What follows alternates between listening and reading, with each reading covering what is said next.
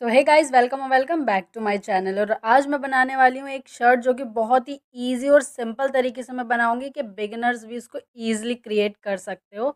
और शर्ट वाला कॉलर ही हम रखेंगे। तो एक नॉर्मल सी शर्ट बनाने के लिए भी हमें 2 मीटर ही फैब्रिक चाहिए। तो यहाँ पर मैंने सिंगल फोल्ड कर लिया है। कुछ इस तरीके से हमारा साइज़ है 34। जो शोल्डर है वो हमारे 30 है, जिसमें कि 3 इंच प्लस करूँगी क्योंकि कॉलर वाला नेक कोई भी होता है तो उसमें शोल्डर ज़्यादा ही रखे जाते हैं, राइट। तो कुछ और चेस्ट का नाप मैंने 50 रखा है क्योंकि शर्ट में बहुत ही ज़्यादा लूज़ रखने वाली हूँ। तो कुछ इस तरीके से 8 इंच पर मैंने शोल्डर का निशान लगा लिया। यहाँ पर वीडियो हल्की सी ब्लर हो गई है, पता नहीं क्यों। और अब यहाँ पर मैं अपनी शर्ट का 4th भाग लूँगी, जो कि मैंने कपड़ा उसी हिसाब से फ़ोल्ड किया था कि जो हमारी फिटिंग है वो पूरी आ जाए। और कमर के यहाँ से मैंने ½ इंच गहराई रखी है। और जो मैंने चेस्ट का माप लिया है वही मैं नीचे का लूँगी। तो यहाँ पर मैं 34 इंच लेंथ ले रही हूँ, जो कि सिल सिला के 32 रह जाएगी। आप छोटी बड़ी कर सकते हो। तो इसके शोल्डर का जो मैंने निशान लगाया वो आप देख सकते हो, ज़्यादा गहरा नहीं करना है, बहुत ही स्ट्रेट टाइप का लगाया है। और ½ इंच और गहरा रख रही हूँ क्योंकि शर्ट हमारी लूज़ है। आप अगर टाइट रखते हो तो उसके हिसाब से भी इसी तरीके से आपको कट करना है। शोल्डर को ½ इंच डाउन करते हुए कुछ इस तरीके से मैंने इनको कट कर लिया है। अभी मैं शर्ट के नीचे से गोलाई नहीं दे रही हूँ क्योंकि अभी हमें बैक पार्ट कट करना है। तो इसी तरीके से मैंने अपने बैक पार्ट का कपड़ा भी फ़ोल्ड कर लिया है। सिंगल फ़ोल्ड है, मतलब सिंगल कपड़े में डबल फ़ोल्ड करके कुछ इस तरीके से हम मैं अपना बैक पार्ट इसके ऊपर रखूँगी। और जहाँ मैं निशान लगा रही हूँ वो हमारा एक्स्ट्रा फैब्रिक है, जिसको फ़ोल्ड कर कर हम बटन और काज के लिए रखेंगे। और एज़ इट इज़ जैसे हमारी बैक पार्ट की कटिंग है उसी तरीके से मैं अपने फ्रंट पार्ट की भी कटिंग कर लूँगी। और आगे से जो मैंने एक्स्ट्रा पार्ट रखा है ना, वहाँ पर मैं छोटे-छोटे से कट लगा दूँगी, फ्रंट मतलब ऊपर के साइड और नीचे के साइड भी। तो कुछ इस तरीके से यहाँ पर हम शर्ट की गहराई देंगे। तो यहाँ पर मैं 2 इंच दे रही हूँ, आप 2.5 इंच भी रख सकते हो और चाहो तो 1.5 इंच भी रख सकते हो अपने हिसाब से। तो कुछ इस तरीके से 2 इंच पर मैंने निशान लगाकर गोल सी गहराई दे दी है। यहाँ पर थोड़ी सी और गहराई दूंगी, वो मैं बाद में दूंगी। और जो यहाँ पर मैंने एक्स्ट्रा फैब्रिक एक्स्ट्रा छोड़ा है ना, आप देख सकते हो, उसके मैं बीच में से कट कर दूंगी क्योंकि ये दो फ्रंट के पल्ले जो होते हैं ना, उन दोनों को हमें अलग अलग करना है। तो कुछ इस तरीके से बैक पार्ट को हटाऊँगी तो फ्रंट पार्ट के हमारे 2 पीसेस हो जाएँगे कुछ इस तरीके से, आप देख सकते हो। तो यही हमारे काज और बटन वाले होंगे। और इनको जो मैंने चॉक से निशान लगाया था ना, कुछ इस तरीके से उसको इस तरीके से फ़ोल्ड करते हुए सिलाई लगा लेनी है दोनों ही पल्लों पर। बहुत ही ईज़ी और सिंपल वे में सिलाई लगकर कंप्लीट हो जाएगी। तो मैंने दोनों पर सिलाई लगा ली है। और अब बारी है हमारे नेक कट करने की। तो यहाँ पर हम कॉलर का नेक कट करेंगे, तो उसी हिसाब से हमें नेक कट करना होगा। अगर आपका मतलब ज़्यादा चौड़ा है तो आप बड़ा भी रख सकते हो। यहाँ पर मैं 3-3 इंच का मेज़र रखूँगी, मतलब 3 इंच की चौड़ाई रखी है मैंने यहाँ पर और 3 ही इंच की गहराई रखी है। आप इससे ज़्यादा भी कर सकते हो अगर आपका नेक थोड़ा हैवी है, अगर आप हैवी साइज़ के लिए बना रहे हो। अगर इससे भी कम साइज़ के लिए बना रहे हो तो आप 2.5 इंच की चौड़ाई भी रख सकते हो। तो कुछ इस तरीके से मैंने इसको काट दिया है। इसको भी ज़्यादा गहरा गोल गहराई मत दे करना, गोल मतलब गोल नेक की तरह नहीं कट करना है, थोड़ा स्ट्रेट लुक देना। आप देख सकते हो किस तरीके से ये स्ट्रेट लुक आ रहा है। और अब हमारा जो बैक पार्ट है उसकी हमें सीधी साइड रखते हुए कुछ इस तरीके से इसको हमें सीधा रखना है। और जो हमारी ये नेक जहाँ पर हमने कट किया है जिसका, इसकी हमें बैक साइड रखनी है और दोनों के हमें शोल्डर पे सिलाई लगा लेनी है। कुछ इस तरीके से रखते हुए दोनों ही शोल्डर को जॉइंट कर लेना है।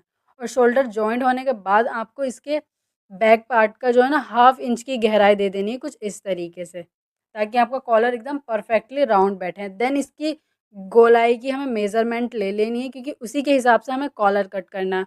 और कॉलर कॉलर कट करना भी बहुत ही ईज़ी और सिंपल तरीके से बताऊँगी कि आप झटपट इस तरीके से कॉलर बना लोगे और बिल्कुल फिनिशिंग के साथ बनेगा, अगर आप बिगिनर हो तो भी और एक्सपर्ट हो तो भी। तो कुछ इस तरीके से यहाँ पर मैंने ये बुकरम ले लिए।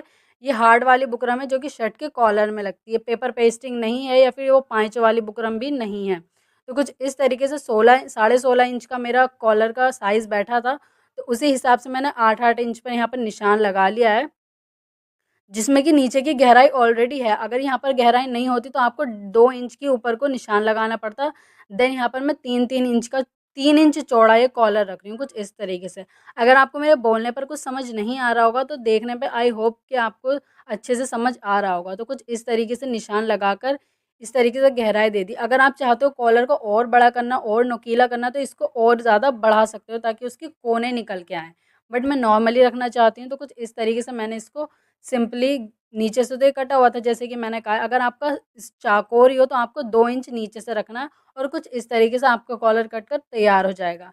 देन आयरन की हेल्प से मैंने इसको अटैच कर लिया और जो एक्स्ट्रा कपड़ा मैंने छोड़ा है ना, उसको कुछ इस तरीके से फ़ोल्ड करते हुए सिलाई लगा लेनी है। और मैंने सिलाई लगा ली और जो इसका एक्स्ट्रा पार्ट है ना, वहाँ पे कुछ इस तरीके से निशान लगा लेना है, ताकि जब हम इसको स्टिच करें तो ईज़िली स्टिच हो सके। देन इसको हमें इस तरीके से फ़ोल्ड करना है, तो हमारा जो फ्रंट पार्ट है वो इस साइड है और बैक पार्ट पे हमने पेपर पेस्टिंग अटैच की है। तो कुछ इस तरीके से आपको सिलाई लगा लेनी इस कोने से उस कोने तक, और एक्स्ट्रा पार्ट छोड़ते हुए मैंने नीचे के साइड में कटिंग कर ली है। और अब मैं ऊपर का जो पार्ट है ना, उसको भी कट करूँगी कुछ इस तरीके से। ये जो है ना, इसको गहराई देनी है हमें और बीच में से छोटे-छोटे कट लगाने हैं, ताकि जो हमारा कॉलर है एकदम राउंड परफेक्टली बैठे। तो कुछ इस तरीके से वेस्ट कपड़ा कट कर कर छोटे-छोटे से कट के निशान लगा लेने हैं। देन इसको सीधा कर लेना है। सीधा करने के लिए यहाँ पर मैं सीज़र की हेल्प लूँगी, ताकि इसके कोने जो है ना कॉलर के, बिल्कुल परफेक्ट और नीट एंड क्लीन निकले। मतलब आप समझ ही सकते हो कि कुछ इस तरीके से हमारा कोना बिल्कुल परफेक्ट निकला और मैंने इनको सीधा कर लिया है। तो अब जो हमारा शर्ट का कॉलर है, वहाँ पर हमें जो मेन फैब्रिक है जिस पर हमें पेपर, मतलब जिस पर हमने पेस्टिंग लगाई है, उसको छोड़कर जो नॉर्मली कपड़ा है, कुछ इस तरीके से अपने राइट साइड, शर्ट के राइट साइड पर रखते हुए कुछ इस तरीके से उस कपड़े को स्टिच करना है, राउंड कर कर, मतलब पूरे ही कॉलर पर कुछ इस तरीके से इसको स्टिच कर लेना है।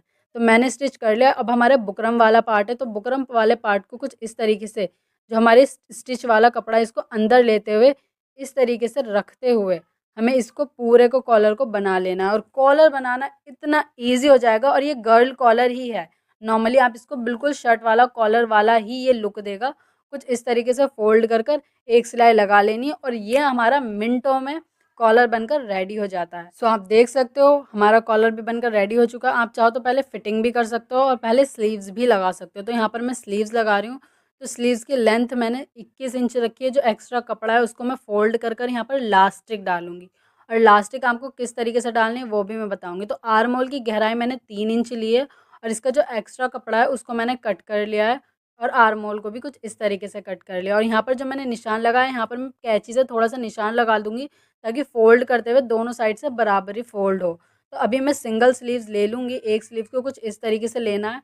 आप चाहो तो डायरेक्ट इसको इस तरीके से भी फ़ोल्ड करते हुए इलास्टिक लगा सकते हो। इस तरीके से कुछ फ़ोल्ड करना और इलास्टिक लगा लोगे, लेकिन इस तरीके से इलास्टिक लगाने में ना आपको थोड़ी मुशक्कत हो सकती है। तो यहाँ पर मैंने 10 इंच की इलास्टिक लिए। तो पहले मैंने ना फ्रंट पार्ट को फ़ोल्ड कर कर सिलाई लगा ली है, और अब कपड़े को कुछ इस तरीके से फ़ोल्ड करते हुए हमें यहाँ पर मेन फ्रंट पे सिलाई लगानी है।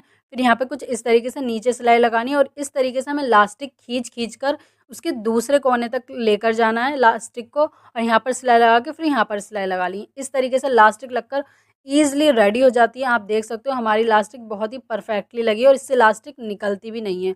और अब हमें इसको स्लीव्स को आर्म होल के साथ जॉइंट करना है। तो कुछ इस तरीके से आर्म होल का बैक पार्ट रखना है, जो हमारे फैब्रिक का है ना उसका बैक पार्ट रखना है। तो आर्म होल का साइज़ आप देख सकते हो कुछ इस तरीके से, और इसी तरीके से हमें अपनी स्लीव्स का बैक पार्ट रखना है और एक जॉइंट से दूसरे जॉइंट तक जॉइंट कर लेना है इसको। बहुत ही ईज़ी और सिंपल है ये भी मेथड। उसके बाद हमारी बची है फिटिंग।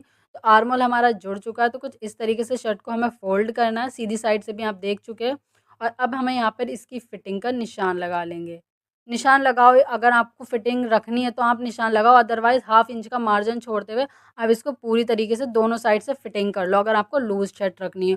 और नीचे के साइड से भी इसको फ़ोल्ड करना है और हमारी शर्ट बनकर रेडी हो जाती है। उसके बाद सिर्फ़ और सिर्फ़ बचते हैं इसमें काज और बटन, जो कि मुझे किसी शॉप से करानी होगी, क्योंकि घर पर करने से वो फिनिशिंग नहीं आती है। तो वीडियो पसंद आई है तो वीडियो को लाइक और चैनल को सब्सक्राइब करना मत भूलना। बहुत ही ईज़ी और सिंपल मेथड था, तो ट्राई करके एक शर्ट ज़रूर से बनाना। And thank you for watching.